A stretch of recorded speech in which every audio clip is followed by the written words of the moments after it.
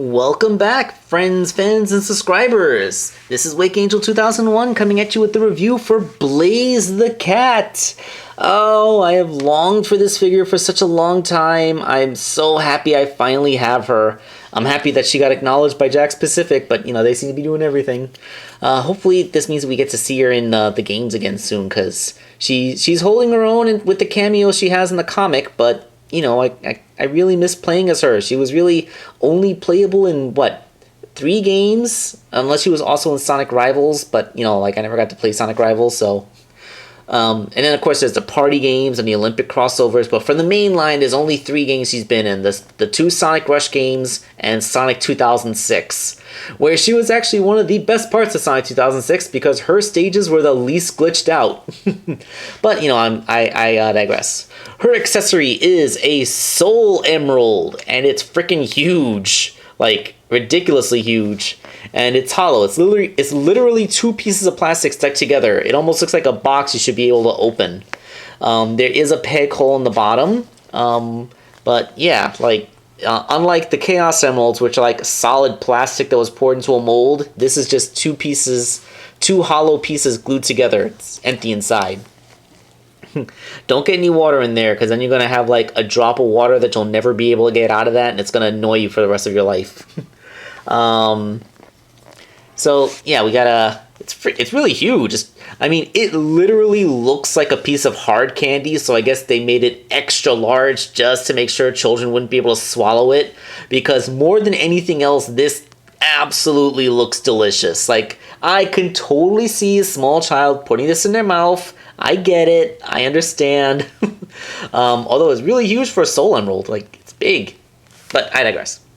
Alright, so quick size comparison. She is kind of short. You can see, like, Knuckles' nose is almost like well higher than her eye line.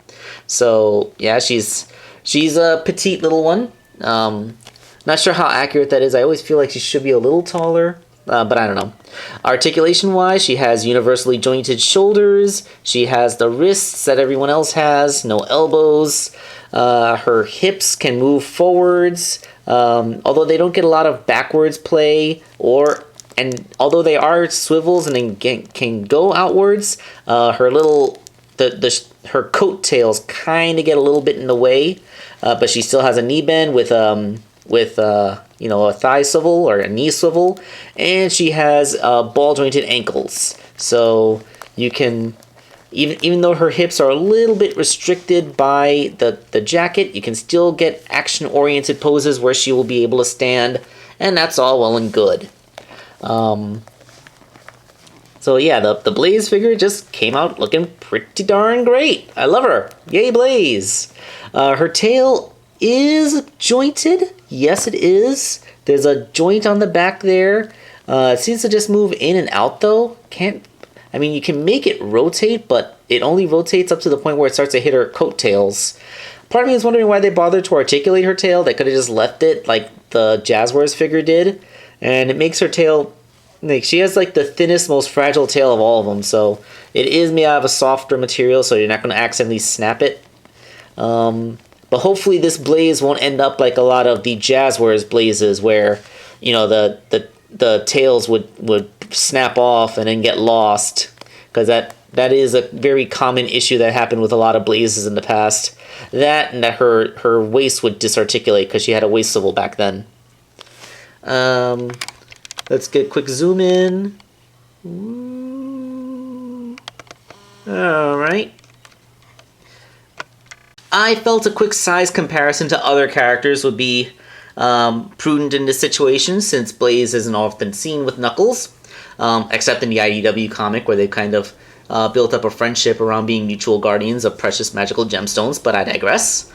So yes, she is fairly comparable in height to Sonic, which makes sense, seeing as how they are essentially co-stars in a few games, and her associations with Silver, thanks to 2006, she compares quite well to him as well. Although here he looks like a wide boy compared to Sonic. Then again, you have a guy who runs really fast and a dude who can telekinetically move stuff without physical effort. So which one of these 2 guys is going to be the one that gets fat?